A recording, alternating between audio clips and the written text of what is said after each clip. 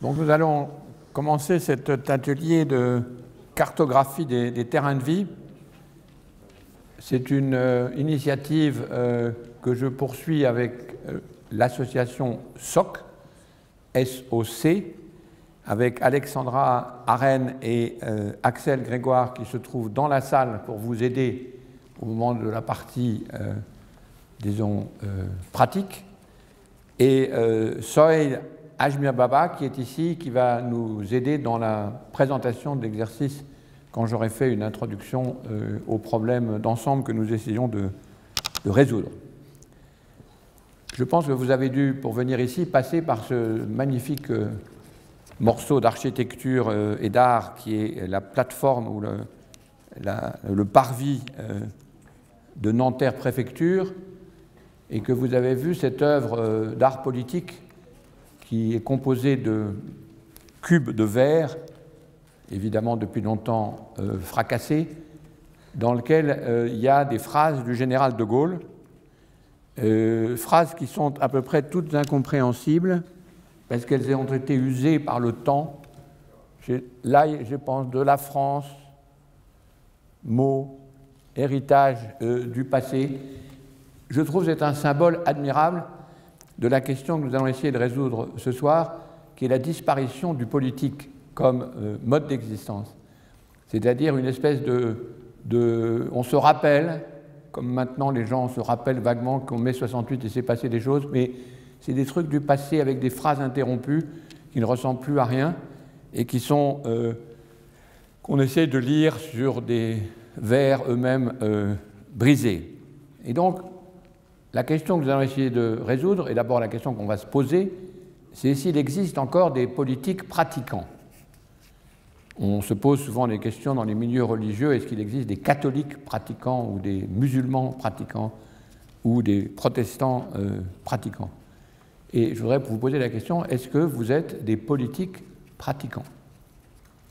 Ou est-ce que vous êtes, comme on dit souvent, des religieux, c'est-à-dire que vous avez une vague affiliation politique, mais vous n'êtes pas pratiquants?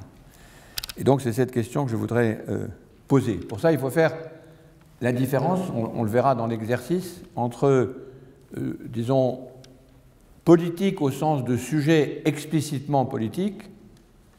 Et là, je crois que si on prend comme exemple les élections, si on prend comme exemple la vitesse à 80 ou 90 km, on comprend que ce sont des sujets qui sont explicitement politiques, c'est-à-dire qui sont marqués du sceau de la préoccupation à la fois de l'État, disons, et des questions où spontanément, qu'on soit en train de lire le journal ou qu'on soit en train de discuter dans un café, on sait que c'est un sujet politique. Il y a des sujets de préoccupation qui nous concernent, nous, on va les voir émerger dans l'atelier, qui sont implicitement politiques. C'est-à-dire qu'on voudrait bien les promouvoir. Pour ça, il faut évidemment qu'il y ait des militants qui s'en emparent, il faut qu'il y ait des journalistes qui en parlent, il faut qu'il y ait des experts qui publient, etc. Les questions qui m'intéressent particulièrement, qui sont les questions, disons, d'environnement au sens large, sont souvent des questions implicitement politiques. Personne, par exemple, n'aurait imaginé il y a quelques années que la quantité d'insectes qui s'écrasent sur comment est-ce qu'on appelle ? Le pare-brise des voitures soit un sujet politique. Bon, maintenant, il est devenu politique parce que des experts ont commencé à montrer que la disparition de ces insectes était en fait, avait des conséquences énormes. Avant, on trouvait plutôt sympa d'avoir un pare-brise propre pendant des années, mais maintenant, on se lamente. Donc, voilà un sujet qui est devenu politique alors qu'il n'était pas. Et puis, il y a des sujets de préoccupation qui ne sont pas du tout marqués politiquement, évidemment. La plupart du temps, ce sont des sujets qui sont, disons, de l'ordre de l'intimité, encore que les questions justement de mœurs et les questions d'intimité puissent devenir politiques, mais qui sont différentes. Eh bien, ce n'est d'aucun de ces sujets-là que je voudrais vous parler. Parce que ces sujets-là, qu'ils soient marqués explicitement, implicitement ou pas du tout politiques, on utilise le mot politique dans un autre sens. Et c'est cet autre sens que je voudrais essayer de faire ressortir par l'exercice que nous allons pratiquer tout à l'heure. Je voudrais appeler politique le fait de se saisir d'une question, quelle que soit la question, qu'il s'agisse des questions de mœurs aussi bien que des questions d'élection, d'une façon qui, elle, est politique. C'est-à-dire que c'est la manière de traiter une question qui est politique. Mon hypothèse étant que c'est cette manière de traiter des sujets qui est en train de disparaître, ou qui a presque complètement disparu, qui fait de nous des gens qui ne sont plus des pratiquants de la théorie de la politique. Donc, je voudrais faire le contraste entre parler de sujets politiques ou agir politiquement sur c'est cette différence entre l'adverbe et l'adjectif qui m'intéresse. Ensuite, ça va devenir beaucoup plus facile, c'est juste un tout petit peu de pédantisme pendant quelques secondes. La politique, en gros, c'est le système officiel auquel nous sommes tous habitués en tant que citoyens. Le politique, c'est un peu plus chic quand on dit le politique, c'est quand on a lu des auteurs ou des philosophes et qu'on parle du politique, donc des fondements ou de l'ensemble des théories ou de la philosophie politique. La politique et le politique. Et puis ensuite, il y a cet adjectif qu'on vient de voir dans la diapositive précédente, quand on dit « ça c'est politique » ou « tout est politique ». Ce qui m'intéresse, c'est l'adverbe. C'est-à-dire, qu'est-ce que ça veut dire de se saisir de quelque chose politiquement, complètement distinct de la politique ou le politique ou de l'adjectif politique. Qu'est-ce que ça veut dire? Est-ce qu'on est encore capable de traiter une question politiquement? Pourquoi c'est devenu très difficile? Pourquoi c'est devenu rare? Et je vais vous faire un petit examen de conscience dans quelques secondes. Cette fois-ci, il sera complètement privé parce qu'il est trop intime. Se saisir politiquement d'un sujet, quel qu'il soit, encore une fois, qu'il soit politique au sens de l'adjectif ou pas, c'est très difficile et c'est devenu excessivement rare. Donc, je prends exactement le contre-pied de l'argument général que tout est politique. C'est au contraire, la politique est rare, tellement rare que peut-être que vous ne l'avez jamais vu dans votre vie. Peut-être que vous êtes tout à fait incapable de le pratiquer, que nous sommes incapables de le pratiquer. Pourquoi? Eh bien, comme ce petit schéma que je tire de Walter Lippmann et de Dewey le montre, se saisir politiquement d'un sujet, c'est accepter de faire bouger ce qu'on est en train de dire ou de faire, quelque part, un des segments le long de ce cercle. On va lui donner une majuscule, le cercle politique. Se saisir politiquement d'un sujet, c'est faire avancer sur un segment le cercle politique. Et ce cercle est très bizarre. On le connaît, on en connaît des segments, mais par contre, on est devenu complètement incapable d'y bouger. Prenons quelques étapes ou quelques segments de ce cercle, en commençant par le bas, celui où en fait on se sent le plus à l'aise, qui est la souffrance ou la plainte ou le malaise que nous sommes tous capables de ressentir sur tel ou tel sujet, encore une fois qu'il s'agit d'un sujet explicitement politique ou implicitement politique. Et puis il y a tout le travail de moulinage dans lequel le malaise ou la souffrance inarticulée au début devient revendication, que ça passe par un travail dans un syndicat ou par l'expression d'un tract politique ou d'un article de journal, d'une réunion avec des amis, etc., etc. Il y a mille façons de canaliser ou de transformer ou de préciser, disons, et de transformer complètement la plainte et la souffrance en revendication. Et puis, on connaît ce chemin plus ou moins bien, ou du moins on le connaissait suffisamment bien. Il y a ensuite le travail par lequel cette expression de revendication un peu plus articulée devient manifestation, que ce soit dans une démocratie par des manifestations, disons, officielles, mais quand on n'est pas dans une démocratie, il y a mille façons de, néanmoins, faire entendre sa voix ou faire entendre sa revendication, que ce soit par le lobbying, etc. Et puis, il y a la phase encore plus, disons, concentrée, plus agrégée, de compilation, qui finit par représenter à l'intérieur d'un espace qui n'est pas forcément un espace public, il l'est dans les démocraties, mais dans les autres, il n'est pas forcément dans un espace public, il peut être plus, disons, canalisé et un peu plus ésotérique. Il y a la phase d'agrégation, où en gros, on commence à sentir que on peut s'exprimer politiquement pour bouger ou pour faire remuer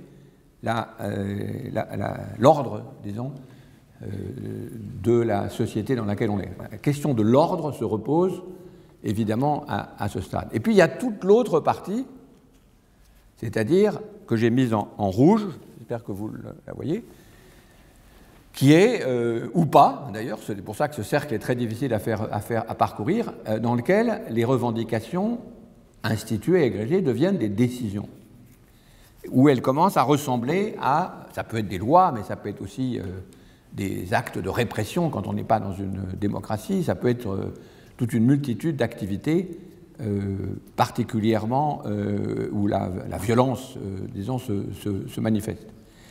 Et de nouveau, on a toute une descente qui constitue cette transformation de la décision avec sa trahison et transformation complète. Peut-être des décrets, ça peut être des décisions sur l'organisation qui répondraient aux demandes qui ont été faites. Et évidemment, ce qui se passe, c'est que ces transformations successives au moment du retour de la décision se transforment et probablement se trahissent jusqu'à avoir pour résultat de nouveau des plaintes et des souffrances sur le fait que l'ordre n'a pas été rétabli ou l'ordre au contraire a été maintenu, les plaintes n'ont pas entendu. Et donc on recommence, et c'est ça, on va commencer à comprendre pourquoi la politique, le politiquement est tellement difficile à tenir et pourquoi il a disparu, c'est qu'il faut recommencer. Une fois qu'on est dans le mouvement en bas de plaintes et de souffrances, comme vous le savez bien si vous avez été chef d'entreprise, syndicaliste, père de famille, mère de famille, etc., c'est qu'il faut recommencer. Donc l'exigence du cercle, ce cercle que les philosophes appelleraient cercle de la représentation, la façon dont on se représente l'ensemble des questions qui est posée, a une exigence effrayante qu'il faut recommencer. Donc ça pèse sur nous. Tweeter un cri de haine, c'est pas forcément faire parler politiquement. Taper sur la table en disant il faut obéir, c'est pas forcément parler politiquement. La question, la clé, la dureté du politiquement, c'est de refaire et d'agir et de parler en sorte que l'un des segments du cercle bouge. C'est, si on veut dire, la vérité politique. Évidemment, deux difficultés qui expliquent pourquoi on peut vouloir se passer complètement de la politique. C'est d'une part qu'on passe de beaucoup à quelques-uns. C'est le problème classique de la représentation, et ça, ce n'est pas simplement dans les démocraties, c'est aussi dans les dictatures. Toute action politique exige que ce cercle se manifeste pour résoudre le problème de la multitude et de l'unité, avec tous les intermédiaires possibles. Et évidemment, l'autre, c'est que la question de la représentation et la question de l'obéissance se posent symétriquement. Dans une démocratie, ça voudra dire « je me représente, j'obéis aux lois que je me suis données moi-même », dans une espèce de théorie un peu fantasmée de la vie politique démocratique, mais enfin c'est quand même quelque chose à laquelle nous tenons. J'obéis à mes lois, ça veut dire ce qui revient sur moi sous forme d'obéissance, c'est ce à quoi j'ai participé sous forme de protestation, de lobbying, etc.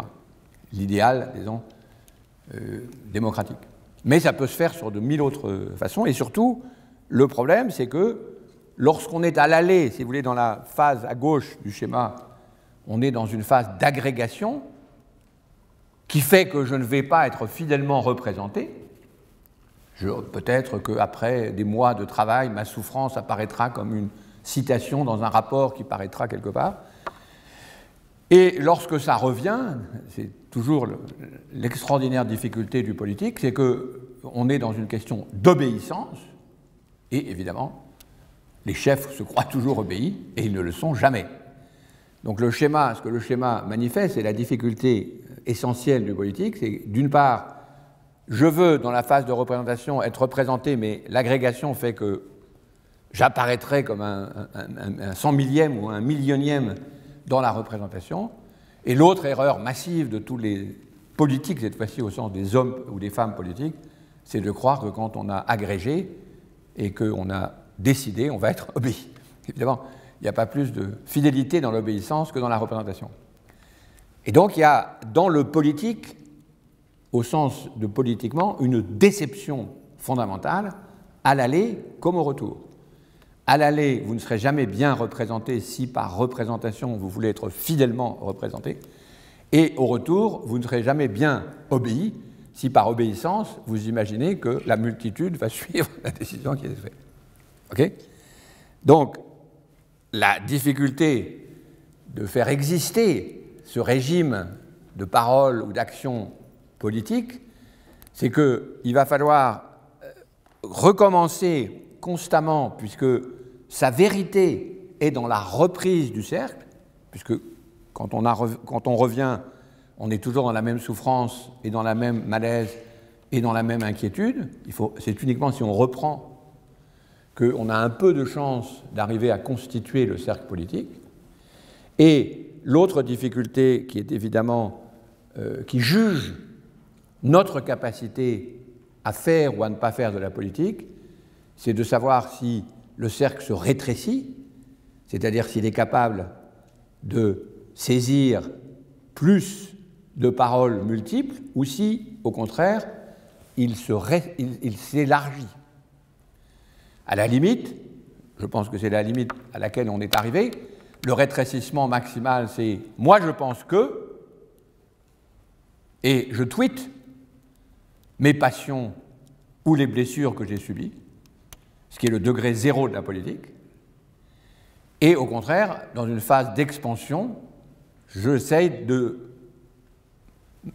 me saisir d'un sujet de préoccupation en sachant que ce que je dis ou ce que je fais est soumis à la contrainte du cercle. C'est-à-dire que je dois faire passer au segment suivant et ça va me retomber sur la figure après la fin du cercle et paf, il va falloir recommencer. Mesdames et messieurs, si vous avez suivi cette petite description du cercle politique, je peux maintenant vous poser la question de savoir, êtes-vous des politiques pratiquants? Ou est-ce que vous êtes des tweeteurs, des observateurs, des gens à passion, des gens qui expriment leurs valeurs, mais qui ne font pas de politique, qui peuvent parler de sujets politiques, mais qui n'en parlent pas politiquement. Dans ce cas, on est dans une situation que certains des gens des sciences politiques appellent post-démocratique. C'est peut-être pas un très bon terme, qui matérialise la situation actuelle que partout, dans tous les pays, la politique se brutalise, que même dans les formes démocratiques usuelles, c'est paraît de plus en plus difficile, et ça c'est vrai aussi bien en Indonésie qu'au Venezuela, en Italie, etc. Mais que je pense qu'il ne faut pas hésiter à appeler post-politique.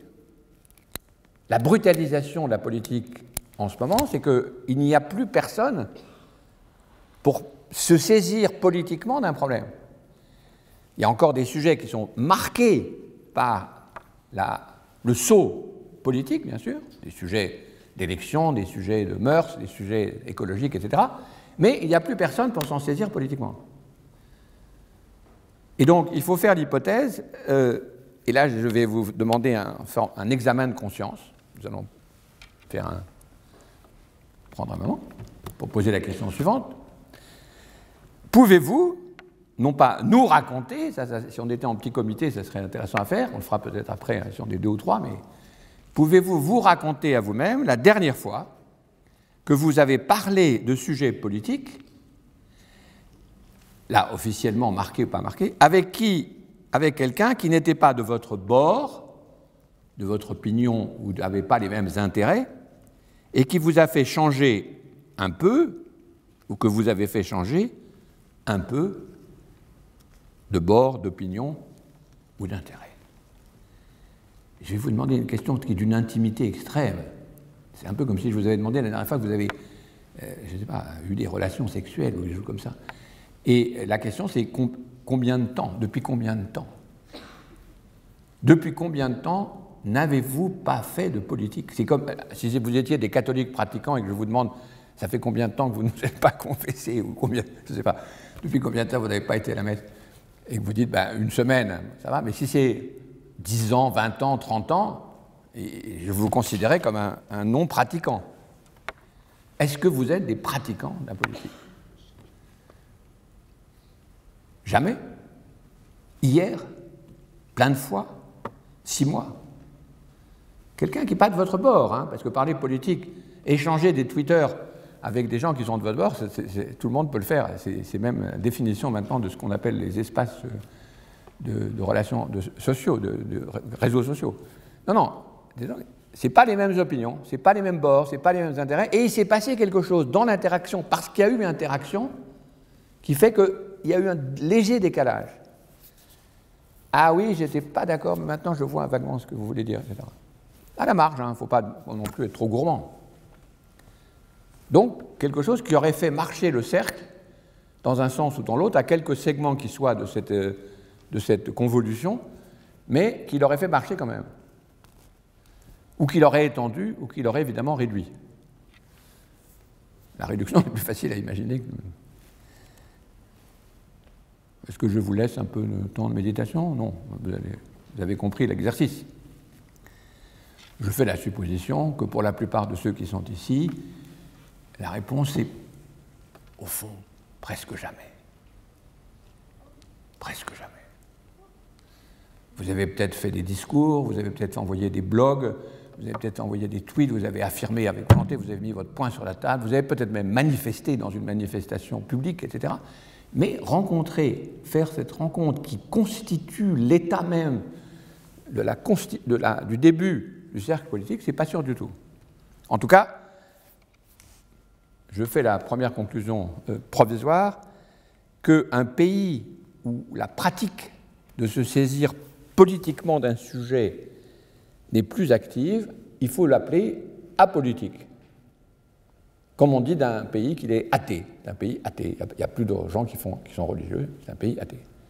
Nous sommes dans un pays apolitique, dans lequel l'expression de la politique, non pas les sujets politiques, Dieu du ciel, on en a partout des sujets politiques, et tout le monde se satisfait de l'argument que tout est politique, mais est-ce que le mode d'existence politique est encore actif? Ce n'est pas sûr du tout.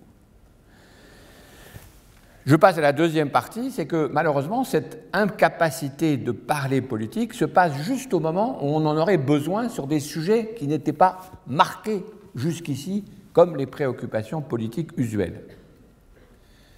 Et donc je ne vais pas refaire un exposé sur la crise écologique, parce que malheureusement nous sommes bombardés d'informations sur ces sujets. À gauche, vous avez l'article du Monde de l'automne dernier, avec ces titres énormes, il sera bientôt trop tard, le cri d'alarme de 15 000 scientifiques pour sauver la planète, et le deuxième est d'hier, et on peut considérer, je suppose que si vous êtes ici, vous le savez, qu'on est bombardé d'informations sur ces issues, sur ces préoccupations, dont certaines sont clairement marquées politiques, parce qu'elles sont déjà absorbées par le flux et les procédures des États nationaux, et dont certaines sont en train d'arriver dans les préoccupations politiques, mais sont encore à la marge. Les insectes, jusqu'à l'année dernière, n'étaient pas forcément au centre des questions politiques. Maintenant, ils sont devenus très importants, etc. Et je n'ai pas du tout l'intention de reprendre ces questions que j'ai développées ailleurs, mais la nouvelle situation géopolitique est évidemment amplifiée par la décision des Américains de se retirer de l'accord sur le climat de Paris 2015. Donc, le conflit que va entraîner la double problème, d'une part, au moment où on en a besoin, on a de la peine à retisser le lien politique, juste quand les domaines et l'objet sur lequel des préoccupations s'élargit à des êtres, autrefois disons des êtres de la nature, mais le mot de la nature n'est pas très éclairant. Et donc on arrive dans une désorientation complète, désorientation temporelle, désorientation spatiale et désorientation sur disons, l'activité politique elle-même. C'est la question posée par l'Anthropocène. Qui sont les gens qui sont capables de créer une transformation de la planète qui réagit à leur action? C'est qui ces gens-là? Qu'est-ce que c'est que cette bête? Qu'est-ce que c'est que son activité, toutes ces questions qui se posent maintenant en philosophie de la nature. Et le problème, alors cette fois-ci politique au sens beaucoup plus restreint du terme, et beaucoup plus urgent, c'est qu'on ne sait pas trop quoi faire dans cette situation, et que la solution la plus simple, c'est de nier la situation de décalage et de désorientation. Ça peut se faire tout à fait directement quand ce qu'on appelle les climato-sceptiques, mais ça se fait de façon beaucoup plus large, et on est tous dedans, en quelque sorte. C'est dire, oui, je sais, j'ai lu l'article du journal qui dit que les insectes disparaissent, oui, j'ai lu l'article qui dit qu'on n'aura plus d'eau bientôt, etc. Oui, je sais, on n'aura plus que 20 années de sol, etc. Mais je ne sais pas quoi faire de toutes ces informations. Littéralement, nous ne savons pas quoi faire de ces informations. Qu'on soit catastrophiste ou indifférentiste, on n'a pas les moyens de les absorber. Mais ça mine, ces informations minent de l'intérieur la totalité de la politique mondiale.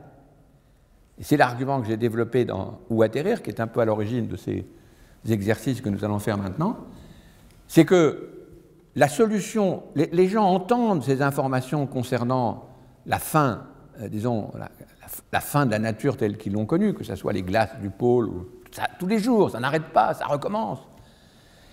Ils ne savent pas quoi en faire, et aucun de nous, finalement, ne sait quoi faire de ces nouvelles. Et donc, l'une des solutions, qui n'est pas exactement rationnelle, mais qui n'est pas déraisonnable non plus, c'est de revenir à l'État national et de se re-territorialiser sur les identités un peu connues qui donnent l'apparence, mais c'est une apparence évidemment, de pouvoir se protéger. Et nous assistons à ce que certains appellent une révolution conservatrice partout, mais le mot n'est peut-être pas tout à fait juste, c'est plutôt une espèce de fuite à l'occasion de toutes ces informations concernant la disparition, disons, du socle terrestre tel qu'on l'a connu, qui est de dire revenons à des identités nationales que nous connaissons au moins et qui sont à peu près assurées. Ce qui est évidemment l'exemple principal qui commence il y a 3 ans, c'est le Brexit, mais qui continue, et chaque jour il y a des élections nouvelles, les élections italiennes étant les dernières, mais malheureusement pas les dernières en date, mais pas les dernières. Donc, nous sommes en pleine révolution conservatrice. Qu'est-ce qu'on fait? Et la solution que nous voudrions explorer avec vous, qui est à la fois en philosophie politique et complètement pratique, c'est est-ce qu'on peut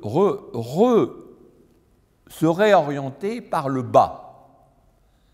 Et par le bas, c'est-à-dire se reposer des questions absolument classiques d'anthropologie fondamentale qu'on ne se posait pas avant, parce que on tenait pour évident le sol sur lequel se déroulait l'histoire des humains, des questions finalement que tous les autres peuples se sont posées, mais que nous, les modernes, on ne se posait plus, et trouver la bonne formule pour le faire. Donc, construire une résistance à la révolution conservatrice en acceptant de reposer la question du sol, question qui était réactionnaire et qui était considérée comme un retour en arrière, disons, par l'histoire des 2 derniers siècles progressistes, disons. Et donc je rappelle, juste pour ceux qui n'ont pas lu ce petit tract que j'ai publié qui s'appelle « Où atterrir », qui sert un peu d'inspiration à notre exercice, quelques schémas de l'ancien repérage qui nous permettait de nous situer allait en fait l'attracteur du bas, le local, dont on s'arrachait par le grand mouvement de modernisation qui allait vers ce qu'on pourrait appeler le global. Ça définissait, tous les gens ici qui ont des cheveux un peu blancs se le rappellent, un front de modernisation parfaitement bien aligné. Tout ce qui était derrière ce front de modernisation était, disons, archaïque, pas moderne, et tout ce qui était en face était moderne, émancipateur, civilisateur, etc., etc. Je simplifie, mais c'est parce que en fait, le schéma qu'on a en tête est du même ordre. Et la réaction contre laquelle nous essayons de lutter, on essaie de fournir un diagnostic et en même temps une thérapie, car en fait cet exercice qu'on va faire est un exercice thérapeutique, c'est le résister au hors-sol. C'est-à-dire à la fois à tous les mouvements qui sont des mouvements qui sont tous en ascendant en ce moment, qui sont de dire revenons finalement à un sol. Alors ça peut prendre des dimensions qui sont complètement racistes, antisémites, classiquement fascistes même, et des formes tout à fait bizarres comme celle aux États-Unis en ce moment avec le gouvernement Trump, c'est-à-dire une espèce de mélange étrange de post-humain, de croyances en la technique et le capitalisme le plus débridé, en même temps que le retour d'une Amérique rêvée à l'intérieur de ces murs, etc., etc. On parle beaucoup de murs dans ce genre de situation. Hier, il y avait un joli exposé ici sur la multiplication des murs, des frontières. Donc, la tentation que l'on voit aussi bien en Italie, en Hongrie, etc., partout en ce moment, une espèce de marée qui a la même amplitude que l'ancienne marée vers la modernisation, mais qui est maintenant une marée vers le hors-sol, en face s'explique, d'après moi, par le fait qu'apparaît un attracteur nouveau, que vous voyez en bas à droite, mais qui est un attracteur que j'appelle, parce que je n'ai pas vraiment de mots pour ça, le terrestre,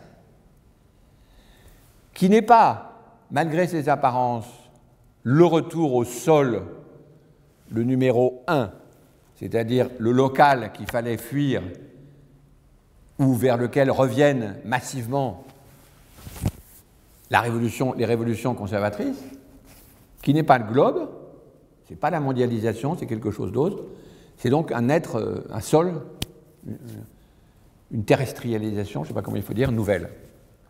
Et c'est cette flèche du temps qui organise, en fait, si vous regardez le bouillonnement politique en ce moment sous la révolution conservatrice, il y a, donc qui est aligné selon le rapport de 1-2, il y a un autre bouillonnement qui cherche, avec beaucoup de difficultés, qui cherche quelque chose qui est de l'ordre d'un nouveau progressisme, si on veut dire, qui est est-ce que vous vous rapprochez du terrestre ou pas ?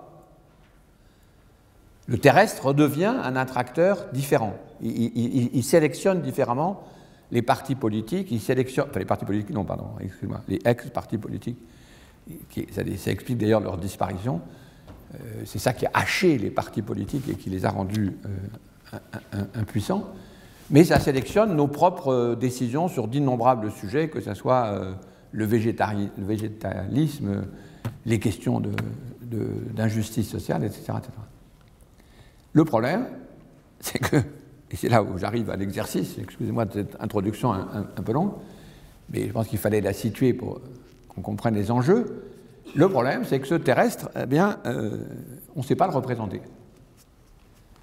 Donc, on se trouve dans un drame, drame, c'est plutôt une tragédie, de voir la marée des révolutions conservatrices. On sent bien que le fait de dire « mais on va s'en sortir, les gars, on va retrouver la modernisation, tout ça, Trump va finir par perdre des élections, peut-être le coup d'après, etc. On va s'en sortir, on va finalement revenir au grand front de modernisation ». Ça, c'est la solution, disons, un peu de désespoir, d'espoir désespéré. Il y a une solution super baroque moderne. Tous, bientôt, dans 20 ans, on sera tous des ordinateurs et on va se télédécharger on sera dans les robots, le post-humain, disons. La singularité, il y a tout un tas de gens qui travaillent là-dessus. Mais il faut beaucoup d'énergie pour y croire. Pour le moment, massivement, le mouvement, c'est retournons à l'État-nation, revenons, redéfinissons nos identités de façon la plus ethnique possible et éliminons tout ce qui est en dehors des frontières. C'est quand même le mode sur lequel la politique se fait en ce moment. Et donc la question devient comment interpréter ce mouvement de retour, qu'on interprète comme un mouvement de retour au passé. L'expression des politistes et des journalistes, c'est populiste. Et c'est là où je voudrais faire une opération délicate avec vous, c'est-à-dire de reparler de la question populisme en entendant dans le mot populisme le mot peuple. Et pourquoi pas le mot populaire. Il s'agit de la création ou la recréation ou la néoformation de peuples. Dire tout ce qui se passe en ce moment, c'est une régression vers le passé, c'est s'assurer de ne rien comprendre à la situation politique. C'est même refaire la même erreur que dans les années 20, quand les analystes ont pris la question du fascisme comme un retour au passé, alors que c'était une invention complètement ajustée à la situation des années 20, et pas du tout un retour au passé. De même, toutes ces inventions de peuples qui nous paraissent parfois assez fantaisistes, la Ligue du Nord, pour nos amis italiens, c'est quelque chose quand même d'assez bizarre. La Pologne réinventée par le gouvernement actuel, c'est un peuple tout à fait bizarre, et qui en plus n'a pas ses moyens de survivre. Et évidemment, le plus étrange, c'est le Brexit. L'Angleterre du Brexit, une espèce d'empire britannique reconstitué, c'est quelque chose qui n'a pas les moyens de sa subsistance.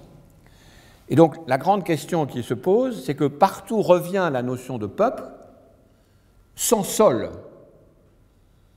de peuples qui sont des peuples à identité, des peuples qui se définissent par l'appartenance, souvent d'ailleurs ethnique, et le retour de l'antisémitisme est un cas tout à fait typique de cette affaire, mais sans sol, sans condition de subsistance. Et c'est là, mesdames et messieurs, où vous intervenez. Est-ce qu'on peut, c'est ça la question, est-ce qu'on peut se réapproprier les notions de sol et de peuple pour contrer la révolution conservatrice actuelle? C'est-à-dire, est-ce qu'on peut se réapproprier progressivement, enfin en progressiste, disons, ces notions qui ont été abandonnées, évidemment complètement abandonnées, largement abandonnées, disons, par la gauche au siècle dernier, et qui maintenant se sont réutilisées pour les raisons les plus réactionnaires par ces peuples qui ne sont même pas des peuples. On pourrait dire, c'est très bien de redevenir un peuple avec un sol, mais qui n'ont pas de sol. La particularité de toutes ces néo-formations de ce peuple, c'est qu'ils n'ont pas les moyens de leur subsistance. C'est assez étonnant dans le cas des Hongrois, le fait d'enfermer la Hongrie dans cette nouvelle frontière profondément raciste et sans rapport avec l'économie de la Hongrie entièrement dépendante de l'extérieur. De même pour le Brexit. Donc, il y a un retour de la notion de peuple sans sol. Et ce que je vous propose d'essayer de faire, c'est d'essayer de reconstituer des sols. Alors, on a quelques exemples. La multiplication de la notion de zone, de ZAD. On a évidemment le retour partout des communs. Peut-être beaucoup d'entre vous, le succès de ce film Demain était tout à fait une grande surprise et très intéressante comme indication, disons, d'une autre façon de s'intéresser aux questions de sol. Mais le problème, c'est d'arriver à constituer un peuple. Un peuple avec sol. Quand je dis sol, ne pensez pas aussitôt à Maurras ou à Barès.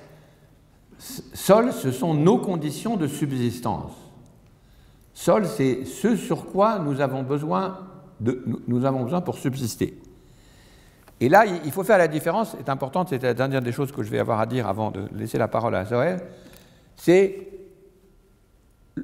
le problème qui nous rend impuissants devant ces grandes transformations, c'est qu'on veut agréger la politique en blocs. ce que les partis permettaient autrefois. Jusque dans les années 70, en gros, ou 80 peut-être, les partis étaient capables de faire ce travail d'agrégation et de repérage par blocs, avec la plus ou moins subtile distinction entre des partis sur l'échiquier, comme on dit, l'échiquier politique, on arrivait à se repérer. Maintenant, c'est devenu impossible et les partis ont explosé. Et espérer que les partis vont se reconstituer du jour au lendemain et que le Parti socialiste va finir par réémerger, qu'il y aura en France un parti vert, tout ça paraît assez peu probable. Donc, la notion d'agrégation de positions politiques par bloc a disparu, pour le moment. Ce qui nous intéresse, c'est ce que je pourrais appeler la pixelisation des positions politiques. Il faut passer par une période de pixelisation de la question que j'ai posée, sol et peuple. C'est-à-dire retrouver par petits pixels de quoi composer la politique qui est devenue, comme je l'ai montré tout à l'heure, impossible. C'est ça l'opération qui nous intéresse. Et j'en arrive maintenant à la procédure. Et là, je suis arrivé à convaincre mes amis de SOC de rendre réaliste ce qui, évidemment, jusqu'ici est une fiction, mais une fiction qui a l'avantage de s'appuyer sur un exemple historique, celui des cahiers de doléances, janvier-mai 89. Et c'est évidemment le moment où une procédure de description de territoire et d'inégalité sur ces territoires produit un peuple, le peuple français.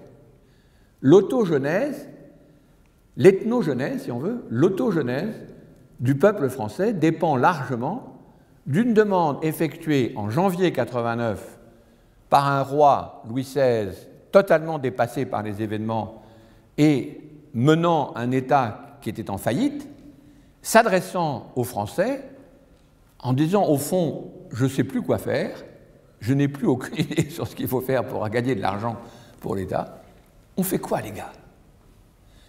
Est-ce que vous pouvez m'envoyer en mai le document représentant la description de vos plaintes, doléances, village par village, paroisse par paroisse, ordre par ordre, et corporation par corporation, et ville par... non, corporation par corporation.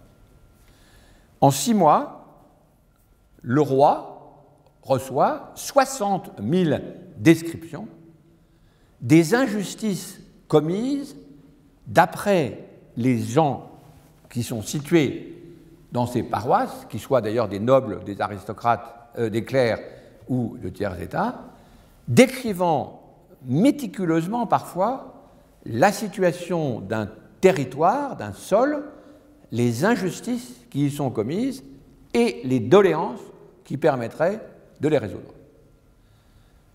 Donc l'effet est stupéfiant, il anime toutes les campagnes, ça se fait sans Internet, en 6 mois, c'est un travail absolument colossal de création, de révélation, avec évidemment plein de problèmes de savoir qui écrit, il y a plein de médiations intéressantes, mais là, le cercle politique que j'ai décrit avant, il fonctionne à fond.